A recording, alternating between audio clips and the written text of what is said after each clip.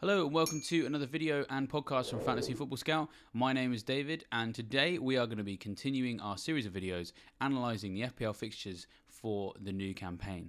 Now so far we've had a look at who's got the best fixtures in the first 6 game weeks and what that means for our teams. We've also had a look at what the best rotation pairings are in terms of defence but also captaincy as well, and when could be the best time to play your first wildcard by having a look at when the fixture swings take place. So if you've not already had a chance to check out that content on our YouTube channel or on our podcast platforms, make sure you go check them out because they will be very, very useful for planning the season ahead.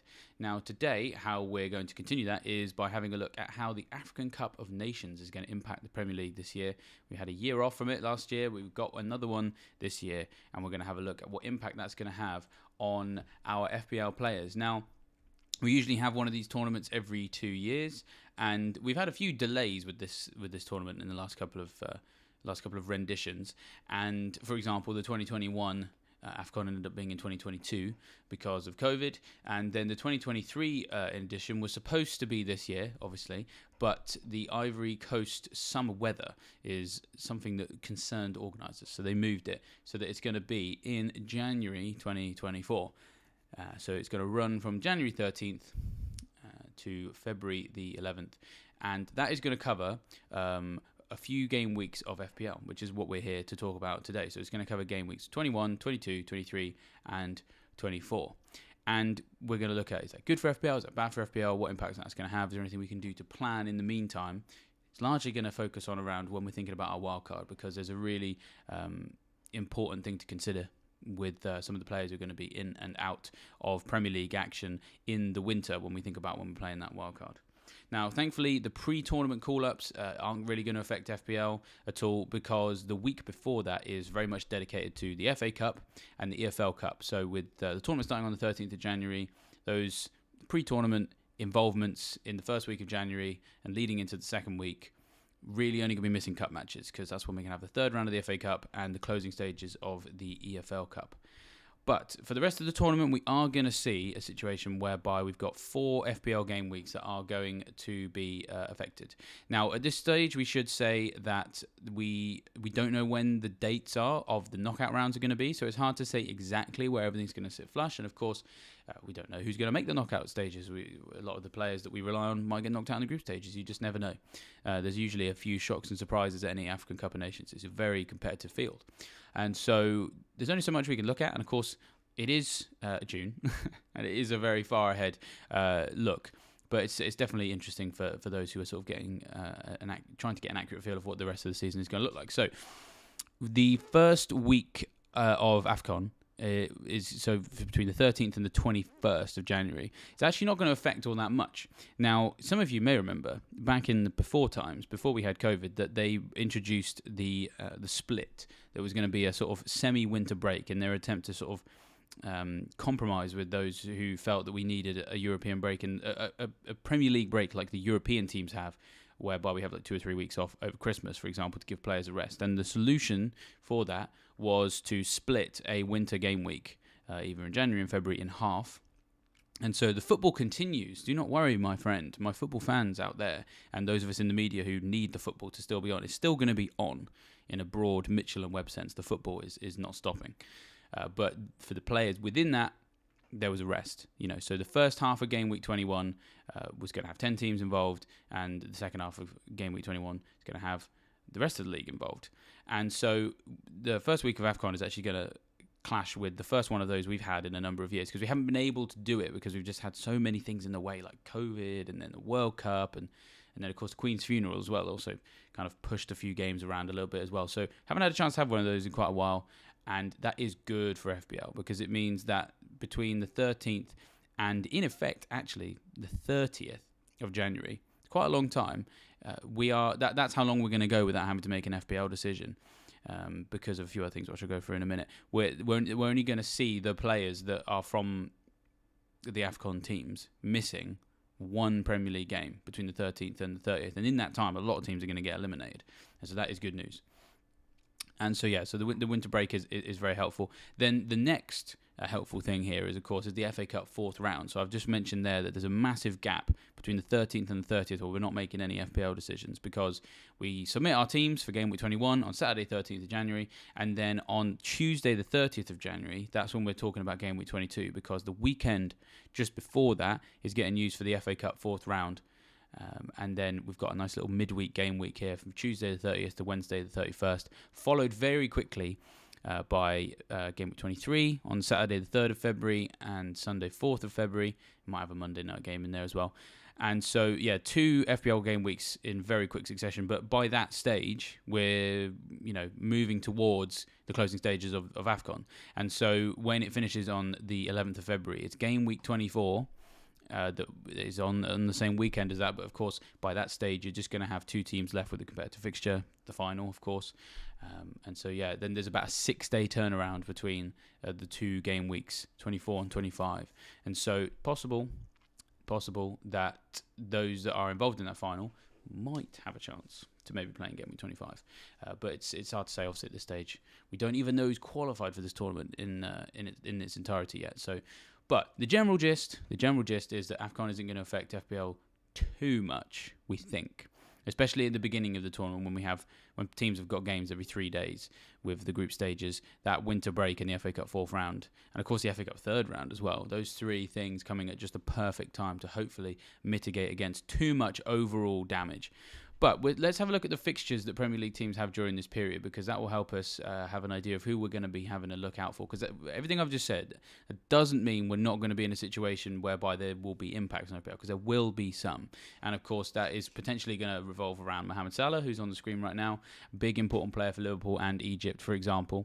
And so I thought I'd just have a look at some of the fixtures around this time to see if there are teams that we would want to be involved in anyway, and just compare that with some of the players who we think might be involved in the tournament. So the first team that actually stands out here for me is actually Arsenal, because they've got some quite nice fixtures in the games 21, 22 and 24. And we'll come on to in a minute. They're probably not going to be all that affected by AFCON, to be honest. So Palace at home, Forest away, West Ham away, some nice fixtures there.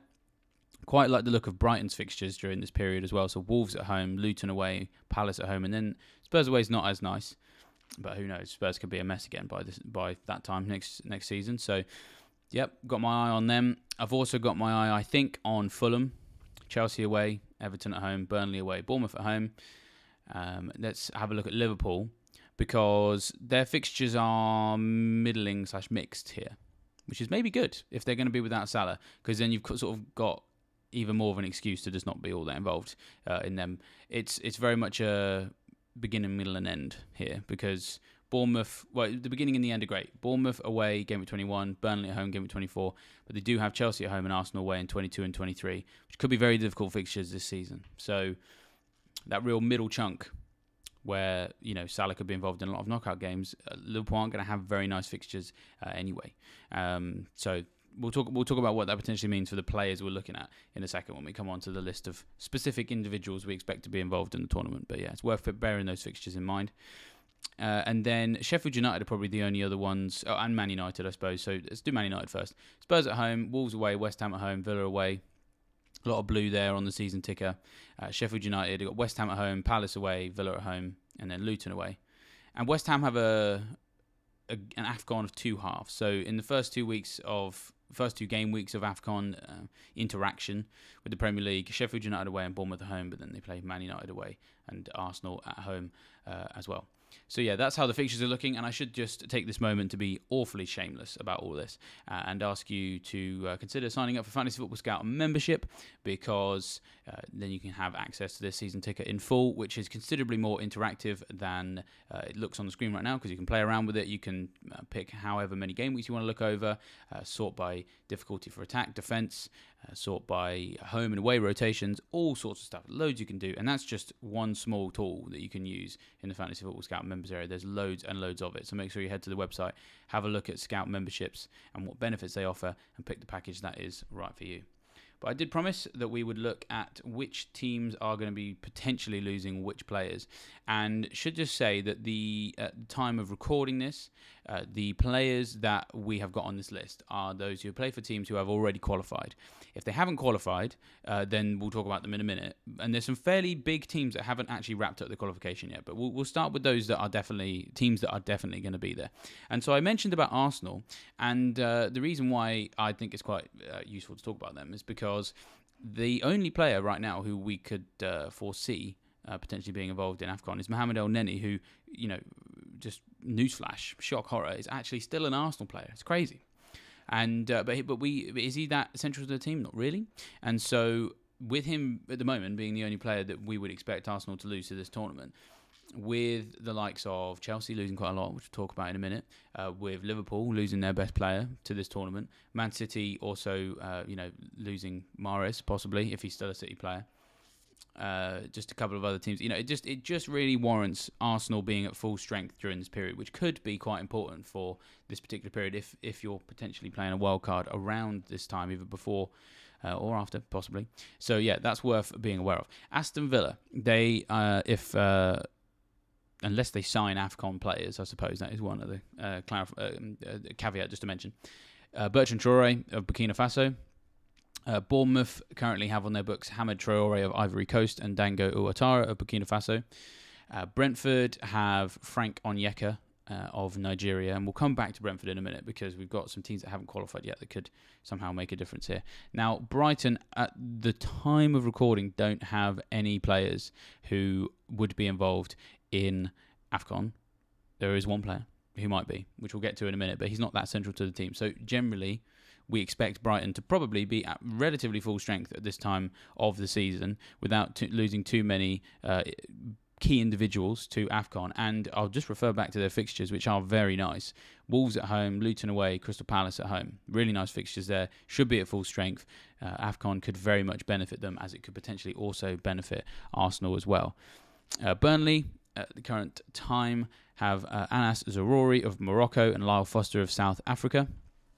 Their fixtures are kind of okay. They could potentially be used in a rotation at this point. They've got Luton at home and Fulham at home in this period, and then City away and Liverpool away in this period. So you could, with them only losing two players, potentially to this, could still be at full enough strength that you could keep Burnley in a rotation by that point, because they're going to be cheap as well.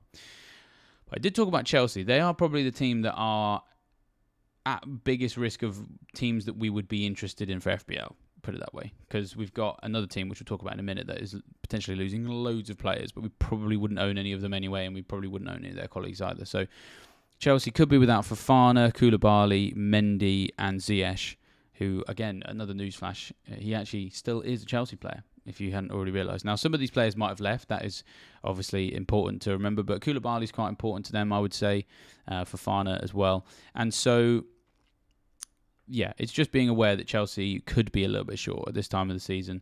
Their fixtures, kind of nice. Fulham at home, Wolves at home, Liverpool away, Palace away. Are the four fixtures in this period.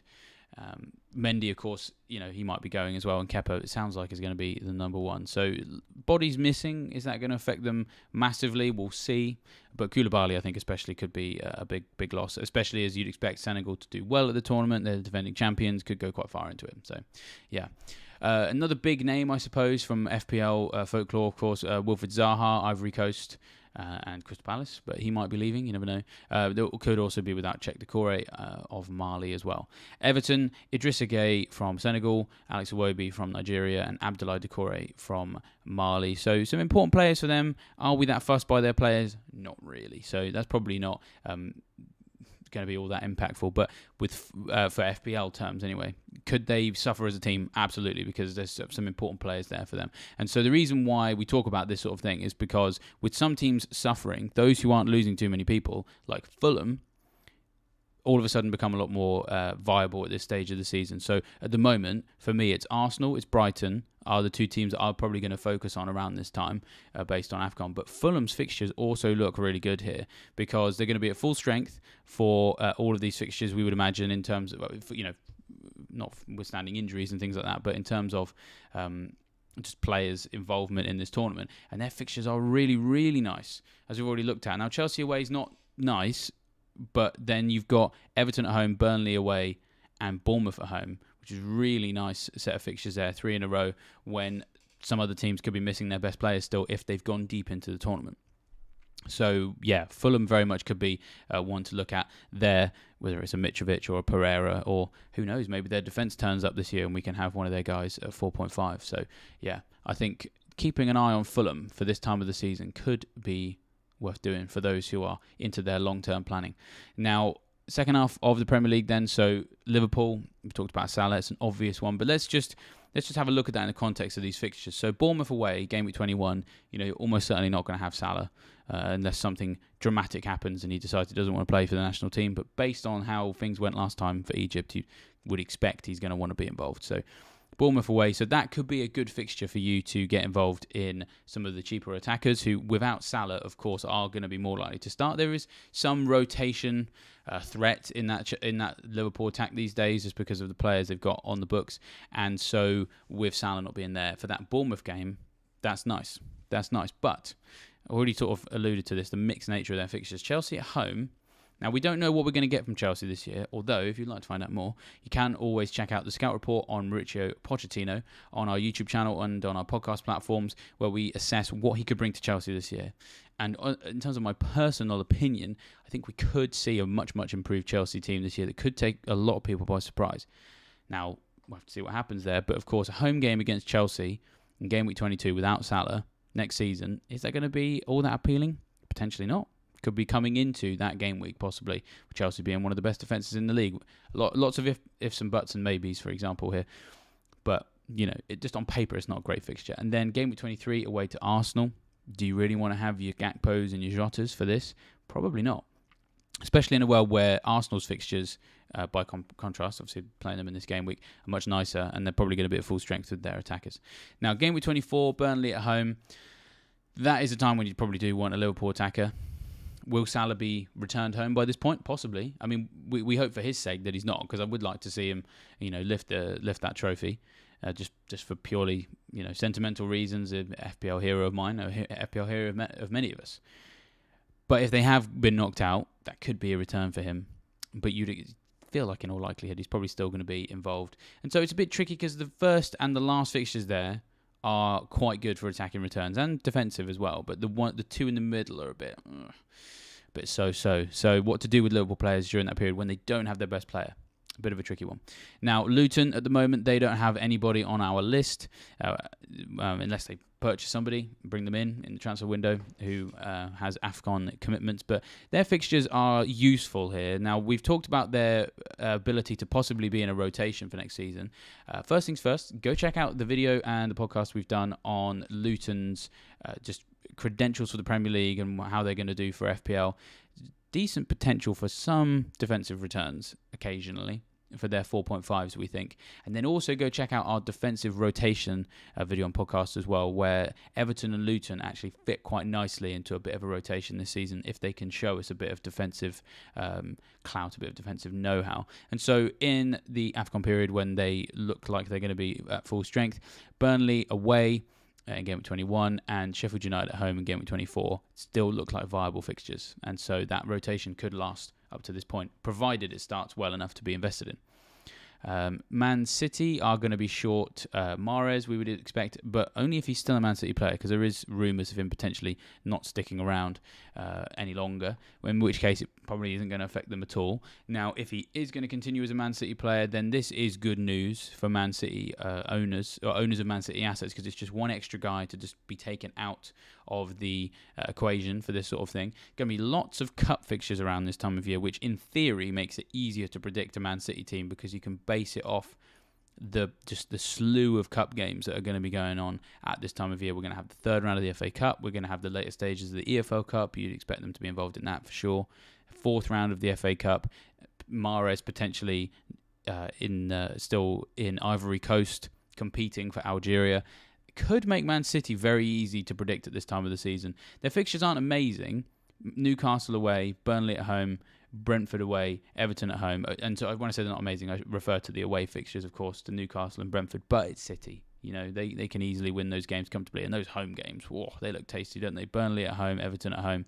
And so, in theory, picking your Man City players should be easier at this time. And with Salah potentially out of the way, you could maybe switch to a De Bruyne, for example, and that's easier to do with Salah just not around and not having to worry about his EO and captaincy and things like that. So that could be a big thing for us to have a look at in this time of the season.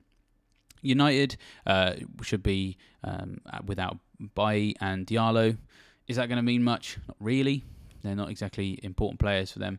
And so here's another team that could really benefit from AFCON, being one of the big teams and not losing their best players. Tottenham at home, Wolves away, West Ham at home, Villa away.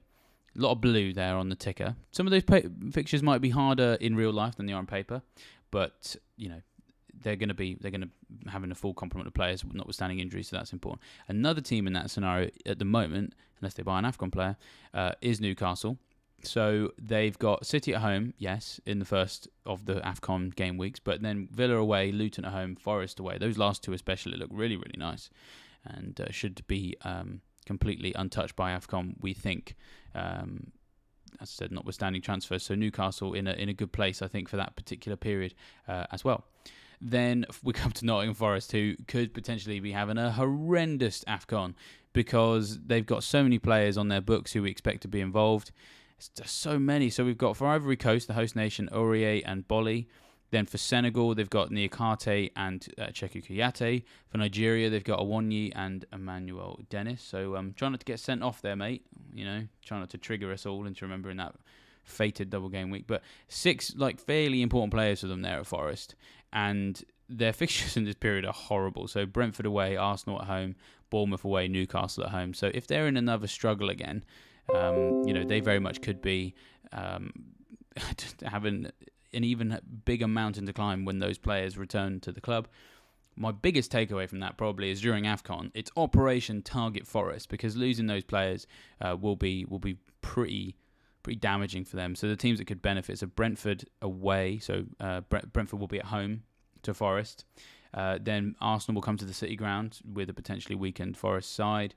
Bournemouth away, so during this period, Bournemouth have got West Ham away, Forest at home, and Fulham away, and so could be Solanke season, with Forest being so devoid of important players. And then Newcastle, they host them in game week 24, and we've already just talked about the fact that Newcastle could pretty much be at full strength. Are Forest going to still be without a lot of these players when it gets to the end of the tournament? Possibly, because they've got these 6 players all are drawn from 3 of the biggest and best teams in Africa. So could entirely imagine Ivory Coast, Senegal and Nigeria going pretty deep into the tournament. So whichever way happens, you could have 4 of those 6 possibly in the final. So Forest very much look like the team to target during AFCON from what I can see.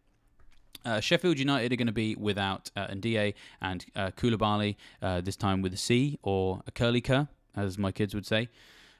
So Ndiaye is a fairly important player for them, but the fixtures here are relatively nice, so maybe there's alternatives we can look at. So West Ham at home, Palace away, Aston Villa at home and Luton away. So that's Sheffield United. Spurs are probably going to be just about okay.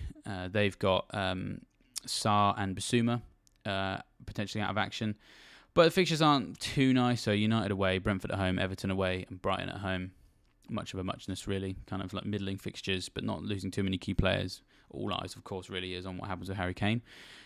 Now, West Ham, I said that they had a really nice first half of this period, but a really bad second half. I wouldn't get too sucked in by that because they're going to be without Aguerd, who has gone on to be quite important for them. Ben Rama, potentially becoming more and more important each season. Maxwell Cornet is also involved as well, but not exactly a first-team player. But they're going to be without those 3 for Sheffield United away, Bournemouth at home. Might be just about okay. Probably for attacking, they're going to be okay. But then when they get those guys back, in all likelihood, with those players probably getting knocked out, they then got United and Arsenal, which is not a nice combination. And finally, Wolves then, more formality at this point, because I don't really think it's going to affect FPL too much, but Ait Nouri of Algeria and Boubacar Traoré of Mali are the players they're going to be without, and their fixtures are just middling, not much to write home about. But yes, I did promise that we would talk about the players who could still also be involved, because at the current point in time, the qualification for AFCON is not quite finished yet, and there's some matches to be played in September, and it's a bit fiddly in some places because, for example, Kenya got disqualified, and so the qualification group has got Namibia, Cameroon, and Burundi in it, just got a little bit sort of messed up by their lack of involvement. So it means that it's not tied up with a sweet little bow who's actually going to qualify at that group. So Cameroon, their qualification isn't done yet. Ghana's qualification isn't done yet because they are in sort of a group of death. Not the biggest group of death, which I'll come to in a minute. But they've got one game left to go. They've got 9 points, top of the group. Angola have 8 points, second in the group. But Central African Republic have 7 points, third in the group. So, and the top 2 qualify for the tournament. So they could technically still not qualify. And so that's why they weren't in that list. And the only other one that's probably important is the Democratic Republic of Congo. Never thought I'd be talking about their international team on a Fantasy Football Scout video, but it is the summer. So here we are. They are in the groupest of all deaths, in that Sudan are bottom of that group with 6 points. Then Democratic Republic of Congo have 7 points alongside Gabon on 7 as well, and Mauritania on 8 points. So who knows what could happen there? I mean, genuinely, without much Premier League football, although actually the final qualification games are actually in September, but go watch out the final day of that. Qualification Group I for AFCON looks riveting, to be honest. But yes, what does that mean for the Premier League? We always have to bring it back to that. It does mean basically that Bryant and Burmo of Cameroon could also get added to this list, and he is quite an important player for them. Although Brentford, by this stage, will have Tony back from his ban, I think, just about. I think that's how his dates line up. But Mbeumo is I think we're going to get to January, and Mbeumo will have been really, really important for them because it's all on his shoulders, really, to lead that attack. And then the reason that we were talking so much about the Democratic Republic of Congo is, of course, Yohan Wissa that's his nation, and they could potentially qualify. And then Samuel Bastien as well. Then Tariq Lamptey is officially a Ghanaian player, and so Brighton could be without him, but as I sort of already alluded to, it's not really going to make a difference to them. He hasn't really been able to play that much in the last couple of years anyway, so it's a formality to talk about him. I do feel like Brighton are going to be in a very strong position in AFCON with those fixtures, and for the most part being a completely intact team. And then the last 2 names really sort of all involved in that. The Ghanaian Ayew brothers, Andre and Jordan, could also be involved in AFCON, and you'd expect them to be. And that's another Nottingham Forest player potentially to get added to the list. And then Jordan Ayew could be missing from Palace, who could also be without Zaha.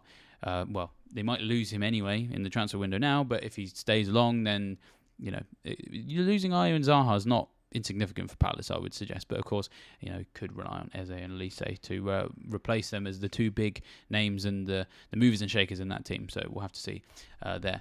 Let's have a quick look at what happened last time in AFCON in terms of when players came back and things like that. And then we're just going to talk about what AFCON could mean for the wildcard. It's not necessarily like a huge consideration, but when you combine it with a few other things, it's quite useful. So last time it was 2022, between the 9th of January and the 6th of February, and in the end actually only cost us 2 FPL game weeks, so game week 22 and 23. And so the final 4 ended up being Senegal, Egypt, Cameroon and Burkina Faso. And so that meant that it was really Salah, Mane and Edouard Mendy who were the sort of FPL considerations, and those of us who owned those players, or a combination of those players, especially with them only really missing 2 actual game weeks because of how the schedules aligned, it was kind of like a bit of a nervous wait to sort of see when they were going to travel home, for example, and we could see that between game weeks 24 and 25 this time around. And so what transpired then was Salah, having lost that final on penalty shootout, he had a 30-minute cameo in game week 24 following his late return from the tournament, and then his teammate Mane had slightly longer off. They obviously won, and I think he used the opportunity possibly, to go back to his hometown and celebrate with them, and just had a little bit of extended time off. So he wasn't involved in game week 24 at all. So could see that for whoever ends up winning. And then Chelsea's goalkeeper Mendy, he then blanked. He actually had a long time out because he wasn't involved in 22 and 23 because of the tournament. And then 24 and 25, Chelsea were involved in the Club World Cup. So yeah, as I've already said, the gap between game weeks 24 and 25 this time around is about 6 days, which hopefully is enough for all of the players involved in the last 4 to then come back for that, with the exception of maybe whichever team wins in case they go full Jack Grealish, So that's kind of the consideration. I have mentioned the Club World Cup, and this is why we're going to talk about the wild card now, because it's possible that the combination of the Club World Cup and then AFCON happening from game weeks 21 to 24 could have an impact on when you play that first wild card. And so let's have a look at that idea then. It's not tremendously detailed. So the thing about the wild card this season is that if you play it super late, you can use it to navigate properly that blank game week 18 that Man City are going to have, whereby you dead end into that game week, and then therefore go into game week 18 having sold all your City players, because they're not going to play, because they're going to be in the Club World Cup. And then if you play your wild card in game week 19, then you can immediately bring them back. And game week 19 is the last time that you can use the first wild card. And then by doing that, you've only got to make it through game week 20, game week 19 and 20, before then AFCON kicks in. And Salah especially is going to be someone who we would expect you're going to miss probably for most of those game weeks, possibly a few others as well. He's the biggest one, of course. But you could, if you wanted to, use that wild card to get rid of your City players going into 18, immediately wildcard to bring them back in game week 19 and invest heavily in the 3 you think are the most likely to play all of those games when you consider those cup games involved as well. Maybe Mahrez is not there, taking him out of the rotation, that kind of thing. Salah's not around, so you can justify Haaland and De Bruyne, and you use game week 19 to do that. Prepare for AFCON whilst repairing your team from the Club World Cup, because they're close enough together that we can kind of like attack both of those little niggles in the schedule with the same wildcard. Now, you might find it a nervous idea to wait that late, but if you go and have a look at our video on when to play a wildcard for this season based on when the fixture swings are, I talked a little bit in that about the impact of a late wildcard long term can be really, really important, because if you can get your team surviving till right near the end of the first wildcard period, it means that you can cover January, February, March without needing to wildcard again, so that you can wildcard as late as possible in the second half of the season as well, because you're asking your first wildcard to be in place for less time. For a longer period, I should say. You can wildcard the second time a bit later and make sure you are absolutely playing it at a time when you can really benefit from bench boosts, triple captains, all those double game weeks. And so when we factor in when AFCON is and that little possible Salah De Bruyne switch, game week 19 could be a good time to wildcard if you can wait that long. And I mean, I don't know if I could, but I might give it a go. Because I think it's worth considering. But yes, I hope that was helpful for people. I never thought we'd be talking about AFCON in this far in advance, but it's always good to plan ahead and work out what we think we're going to do. If you found any of this useful or helpful, then make sure that you do not forget to like this video, subscribe to the Fantasy Football Scout YouTube channel. Hit that bell notification as well. Keep an eye out for other content we're going to have throughout the summer. And if you haven't already signed up to Fantasy Football Scout membership, now is the time, so that you are ready to go when the game launches and when the Premier League season begins. But with that, I will leave you fine, folks, to enjoy the rest of your summer, and I will see you next time.